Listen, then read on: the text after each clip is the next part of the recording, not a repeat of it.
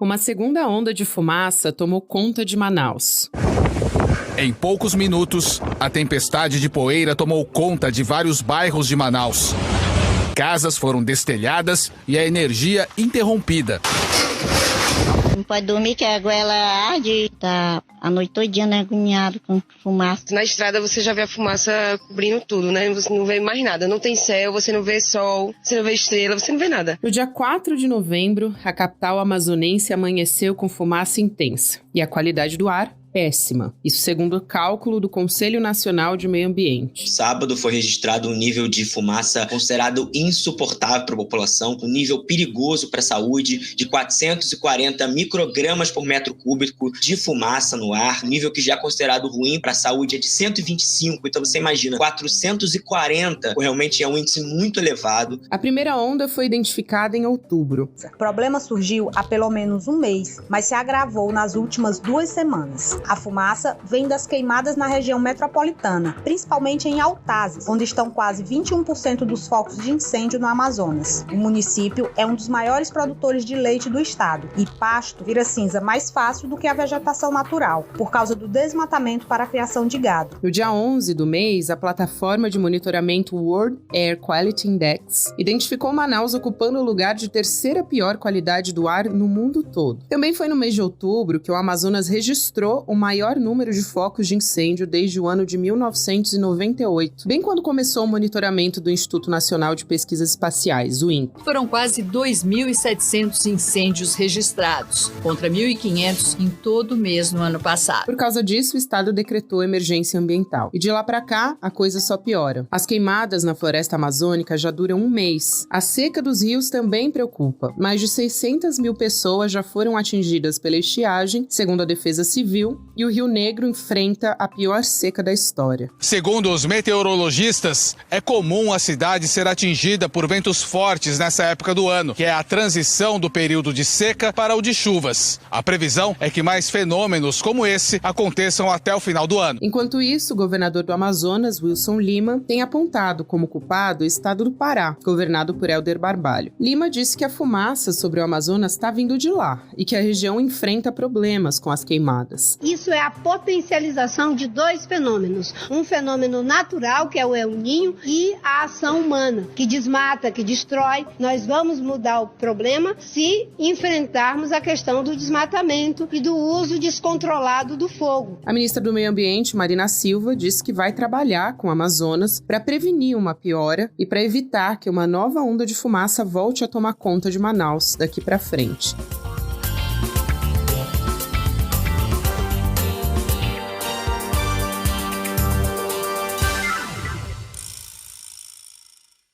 Quarta-feira, 8 de novembro de 2023.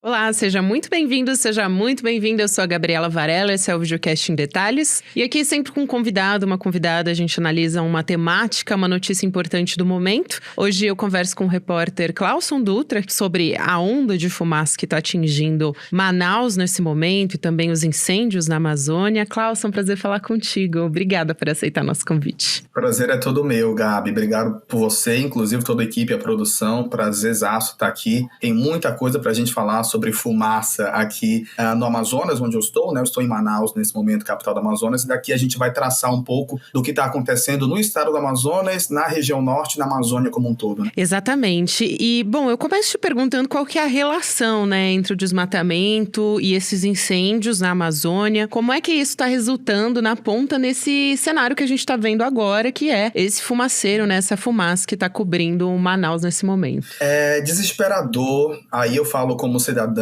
manauara, é desesperador, aí eu falo também até mesmo para cobertura. Te confesso que estou aqui há 10 anos no jornalismo amazonense e pela primeira vez a gente tem observado grandes índices de fumaça atravessando a cidade de Manaus num cenário de The Walking Dead mesmo, um cenário assim alarmante, o que mostra justamente o quanto a região norte do país, infelizmente, e aí a gente pega num passado muito recente, recente foi abandonada no quesito meio ambiente. Agora o atual governo tenta melhorar essas questões, atrelado ao governo do estado e prefeitura, e faz com que essa questão diminua. Mas existem muitos impactos. O primeiro impacto da saúde, por exemplo, estou com um problema na garganta, estou espirrando e tossindo há um tempo. Coisas que muitos manauaras vêm percebendo e pontuando também. Fumaça. Está acontecendo por quê? São as queimadas aqui, grande parte no próprio Amazonas, outra parte no estado do Pará, né? Eu vou focar aqui no Amazonas para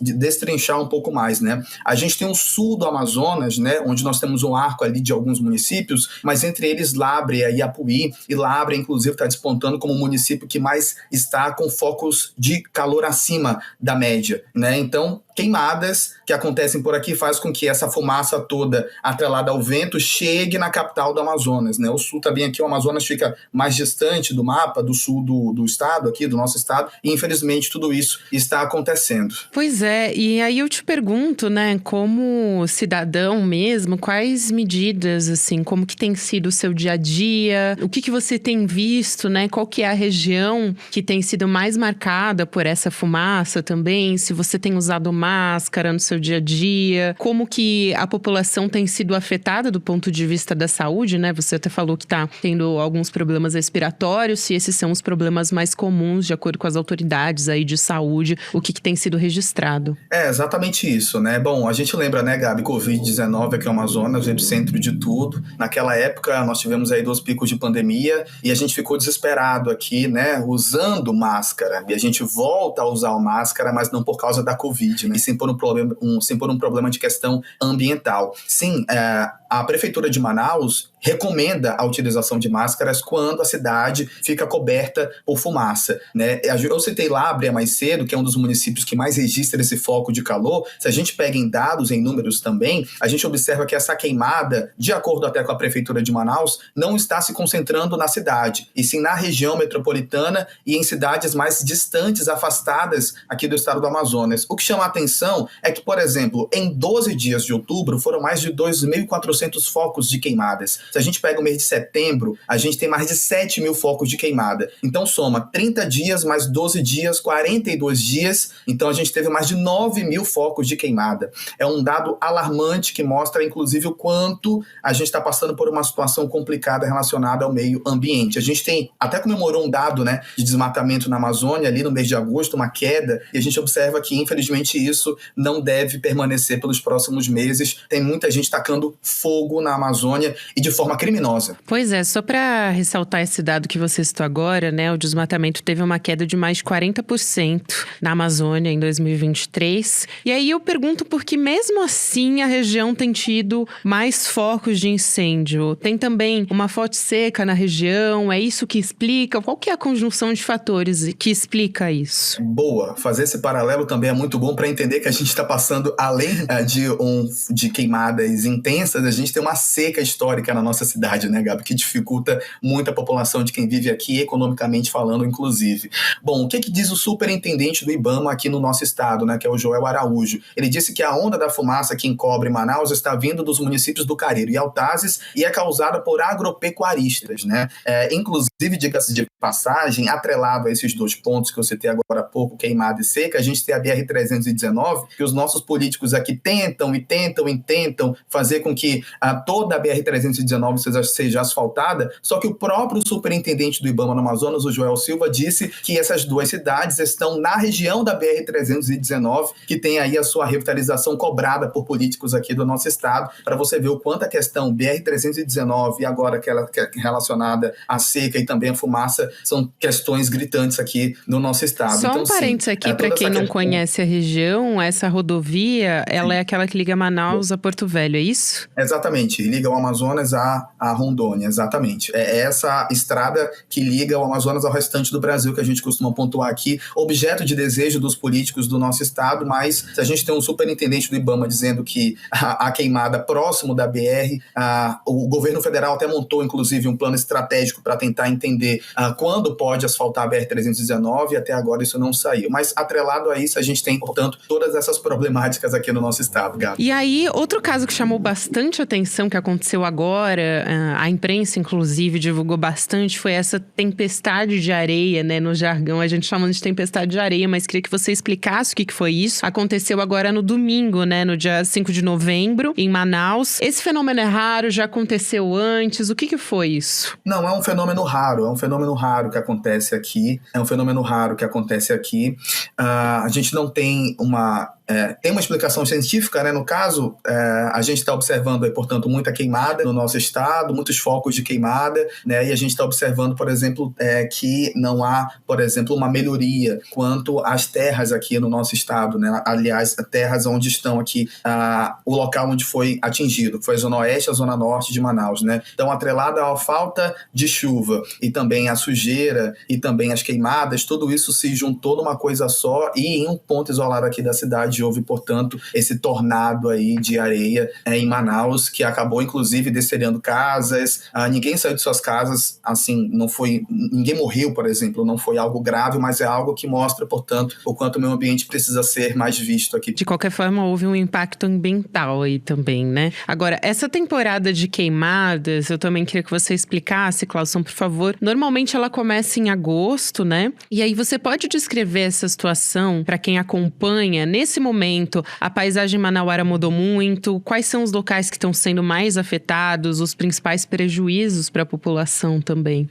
A gente tem aqui, portanto, queimadas, focos de queimadas atrelado à seca, né? Então, essas duas informações, elas se convergem, né? Esses dois fatos se convergem muito, né? Apesar de serem não iguais.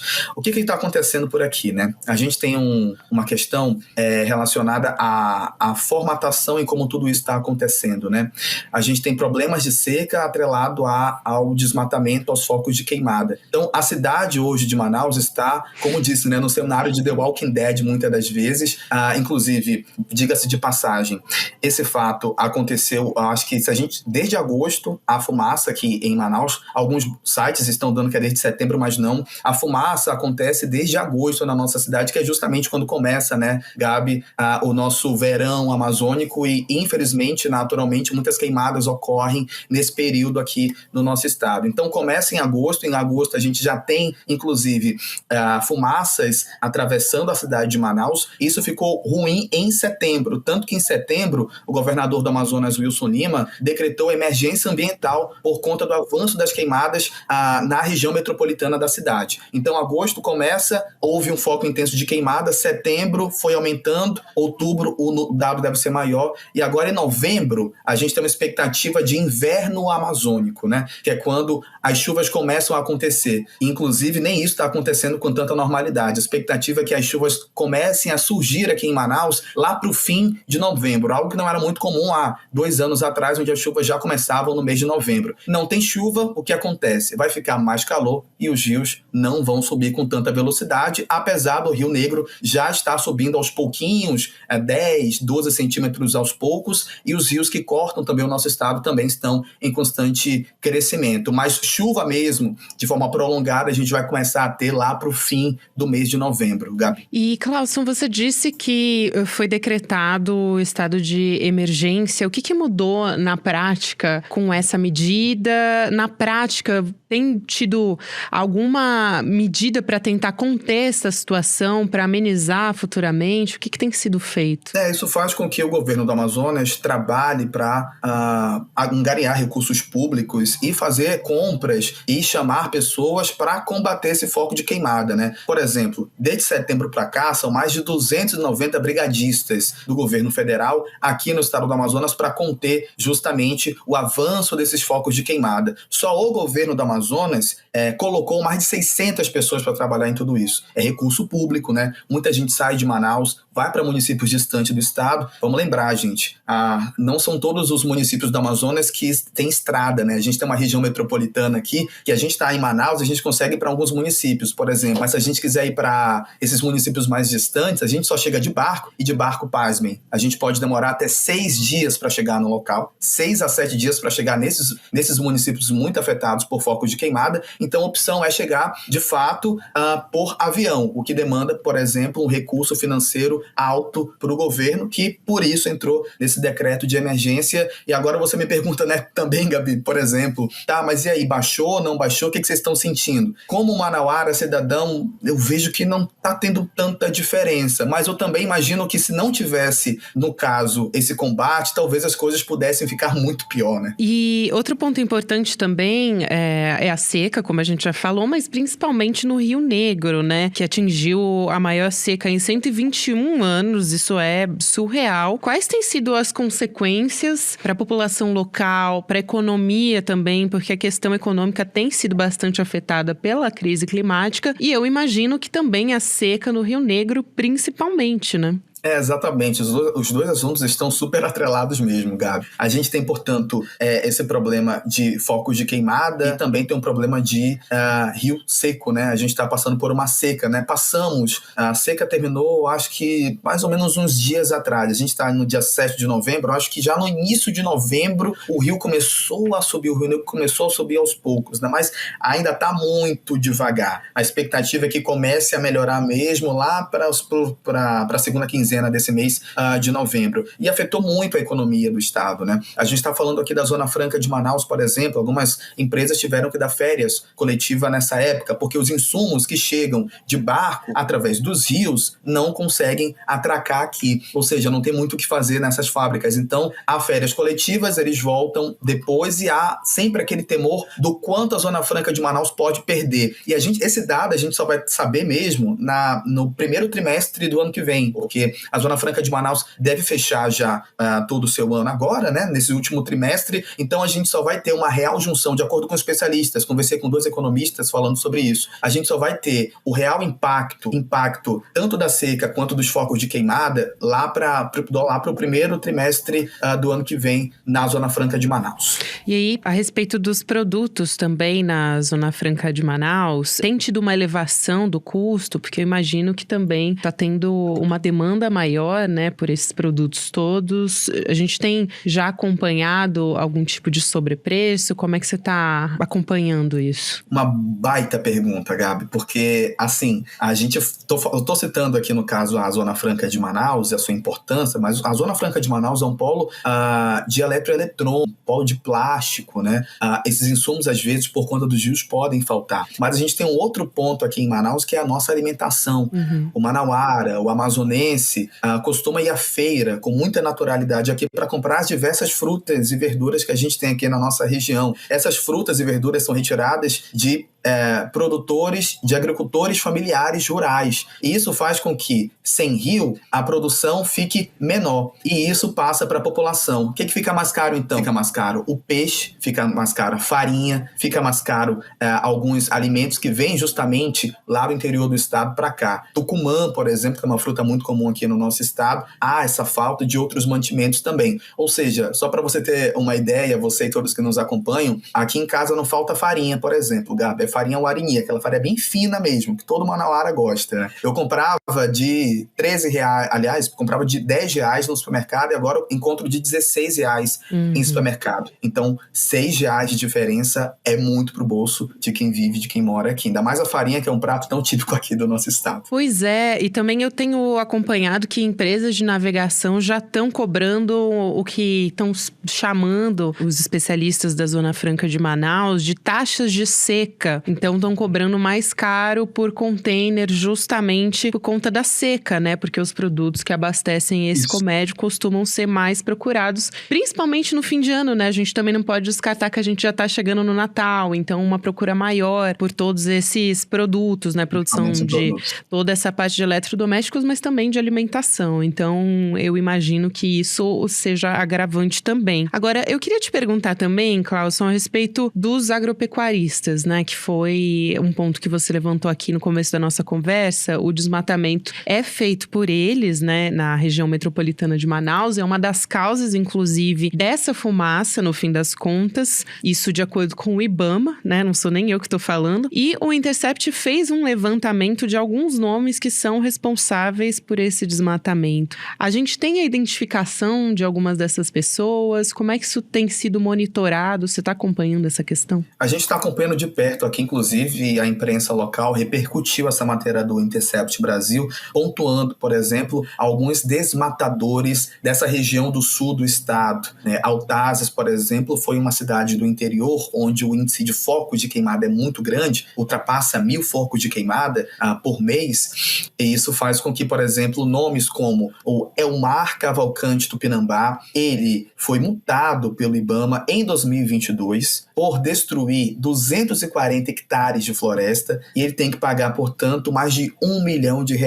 O que vai de encontro toda essa história é que o Elmar Cavalcante Tupinambá é avô do Agenor Tupinambá, aquele TikToker conhecido pela capivara. Essa história é curiosa, inclusive, né? Queria pedir para você explicar para quem não conhece. Muito, muito curiosa, né? A gente está falando de uma capivara que foi presa na época, né? E, no caso, o IBAMA alegando que não pode ser criado animais silvestres dentro de casa, e esse Tupinambá, esse digital influencer, usava a capivara para fazer brincadeiras no TikTok, no Facebook, nas redes sociais, né? Fazendo vídeos engraçados. Muita gente, inclusive, até aqui gostava e gosta ainda desses conteúdos. Confesso que me pergunto qual o motivo e por quê. Mas, enfim, o IBAMA chegou, falou o seguinte: não pode criar animal silvestre. E aí capturou a capivara filó. E aí nós temos aqui uma deputada estadual, Joana Dark, que, no caso, foi defensora desse animal e fez todo o possível para que a capivara ficasse com o menino. Esse caso durou mais de 30 dias aqui no estado, só se falava disso aqui na capital, isso reverberou, inclusive, para outros estados e para o mundo. No fim das contas, ele ficou com a capivara. Só que o Agenor mora nessa região, inclusive cuida dessa capivara em Altazes. Ele, inclusive, aliás, o avô dele, de acordo com o IBAMA, portanto, ocasionou muitos hectares de floresta no chão, né? E isso faz com que ele seja multado, né? Mas não foi só ele, né? A gente tem também outras pessoas nessa lista do Intercept, né? Tem a Rosalina de França, José de Deus, Wagner Ferreira, Efrani, enfim, são muitos, acho que são mais de 7 ou 8 que foram citados na matéria, né? E isso só acende o alerta e endossa ainda mais o que o próprio superintendente do IBAMA aqui no Amazonas disse, que as queimadas são criminosas. A ministra do Meio Ambiente, a Marina Silva, também falou sobre isso. Os incêndios são causados por criminosos. Quando ela veio ao Amazonas, em outubro, faz um mês praticamente agora, ela chegou a deixar bem claro, inclusive, as queimadas são provocadas pela ação humana. E ela até chegou a pedir, inclusive, parem de atear fogo no meio ambiente, né? E agora a gente tem o IBAMA pontuando e o The Intercept nessa reportagem dizendo que esses agropecuaristas estão entre os desmatadores aqui no nosso estado e na Amazônia. E chama muita atenção porque são multas altíssimas, né? Cada um deles pagando mais de R$100 mil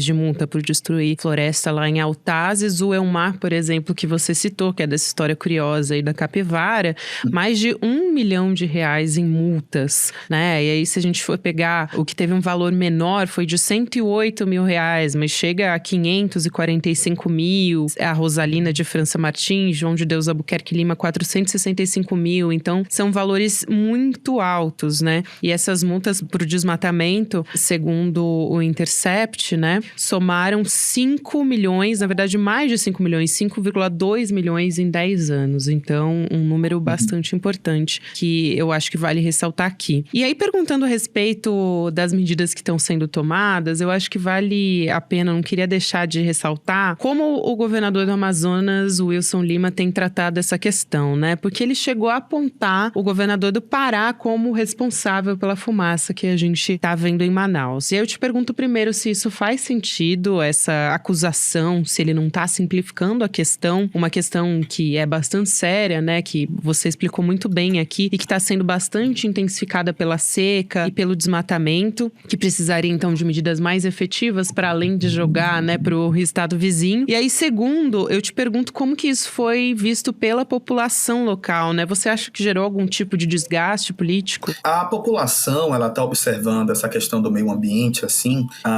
com muita raiva, com muita revolta, principalmente nas redes sociais, inclusive, e a revolta é óbvia, é clara, até porque isso afeta a saúde das pessoas, né?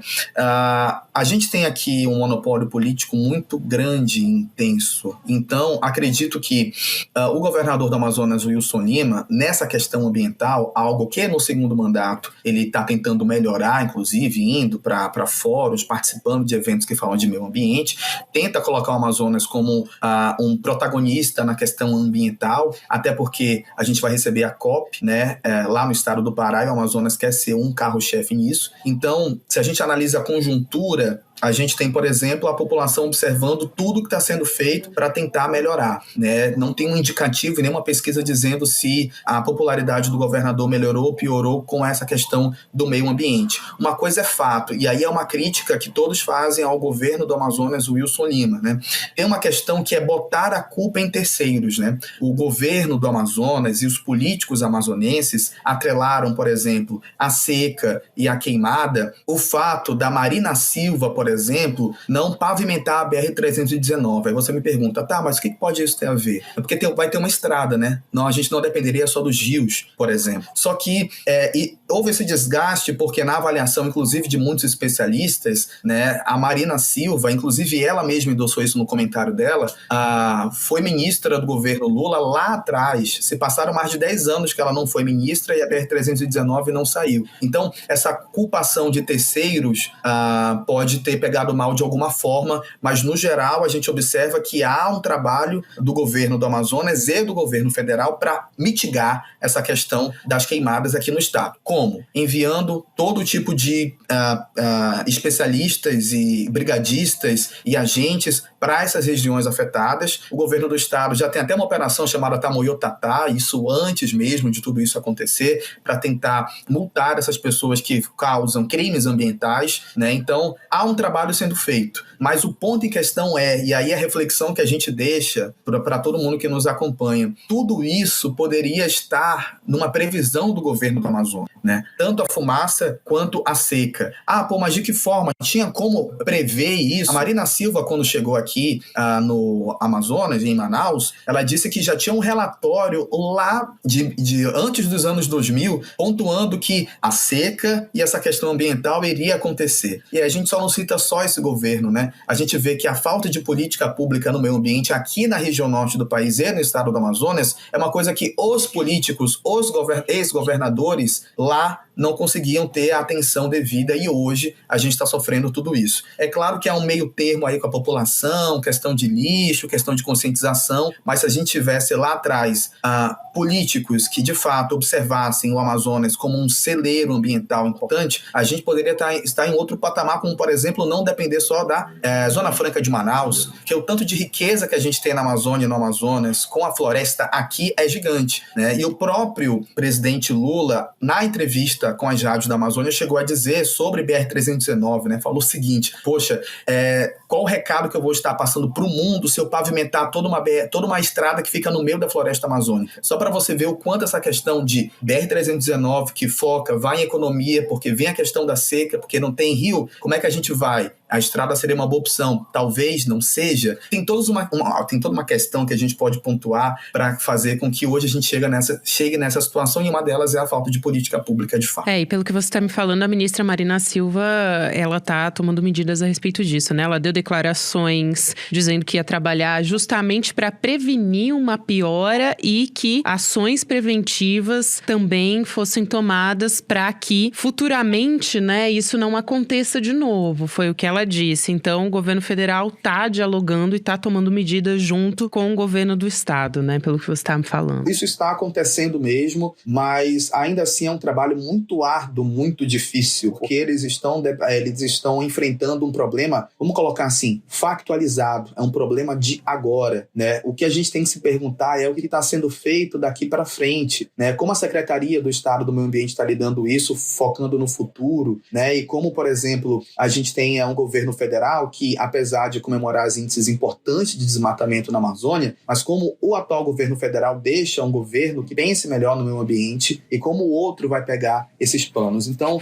é um papo que a gente poderia ficar aqui 3 horas pontuando, mas são os problemas aqui da região norte como um todo. Há um esquecimento, há uma falta de informação, há uma falta de idealização, pensando que o norte não pode ser pulsante economicamente, quando na verdade a gente poderia ser, se recursos atrelados a como eles gerem esse recurso, poderia ser feito em benefício da população e aumentando a economia, e por aí vai. É isso, Clauson. Eu quero muito te agradecer aqui por você ter topado participar do videocast, né? O Clauson Dutra é repórter. Seja sempre muito bem-vindo aqui. Um abraço e até uma próxima, querido. Foi um prazer. Obrigado, Gabi. Conta comigo sempre. Um abraço a todos. Sou muito fã da programação e do programa de todos vocês. Vocês estão mandando bem pra caramba. Parabéns ao trabalho de vocês. Estamos juntos. Qualquer coisa aqui de Manaus é só chamar. Com certeza. E você também manda muito bem, querida. Até uma próxima. Até mais. O Videocast em Detalhes fica por aqui. O próximo episódio vai ao ar às 10h30 da manhã, por onde você acompanha toda a programação do ICL Notícias, ao vivo no YouTube, de segunda a sexta-feira. Você também pode acompanhar o Em Detalhes nas principais plataformas de áudio. A partir das 7 ou 8 horas da manhã, o episódio já fica disponível para você em áudio. Mas antes de encerrar, eu tenho um recado para você, um convite muito especial para todos nós aqui do ICL. Vem aí o primeiro filme original do ICL. Para comemorar essa conquista, a gente está organizando um debate ao vivo e aberto com trechos desse novo documentário De Quanta Terra Precisa o Homem, que conta essa verdade sobre o MST, essa história bastante importante que as elites fazem questão de esconder. Então você pode anotar aí na sua agenda. Esse encontro vai contar com a participação do João Pedro Stedley, diretor nacional do MST, a Laura Sabino, youtuber, militante do MST, e também com a moderação do Edu, o Eduardo Moreira. Você pode participar garantindo a sua vaga em icl.com.br/emdetalhes, dia 12 de novembro, às 8 horas da noite. Não perde. Obrigada a você que me acompanhou até aqui e até amanhã.